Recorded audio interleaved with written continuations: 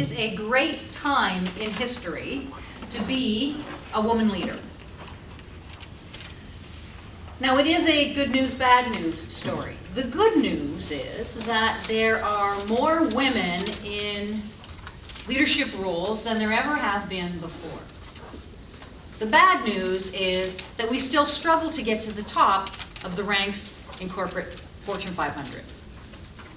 The good news is that we have come a very, very long way when it comes to smashing the glass ceiling and closing the wage gap. The bad news is that as far as we've come, we still have a long way to go. And the good news is that there is plenty of opportunity out there for everybody. The bad news is that women are judged very differently than we are compared to our male counterparts. So as much as this is the best time in history to be a woman in leadership, it is also one of the most challenging. Because what we want is so close that we can taste it. And yet it still seems so far away. Today what we're going to talk about is, what does it take to be a woman in leadership and to really advance your career?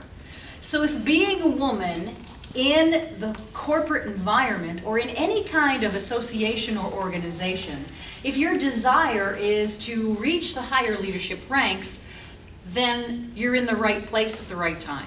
Because I'm going to show you what exactly it is that you need to do as far as the research is concerned that says how you can get promoted.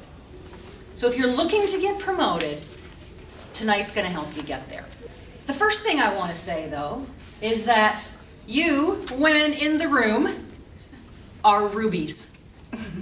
Did you know that? You are a ruby. Now, why are you a ruby? And why did I call the book The Ruby Report, and why is the study called The Ruby Report? Well, let me tell you something about rubies. Rubies, when you compare quality and size between a ruby and a diamond, we think a diamond is the most valuable stone that there is, and we would imagine that the diamond would be far more valuable than the ruby. But that, in fact, is not the case. When you compare two gems of the same size and quality, a ruby is far more valuable.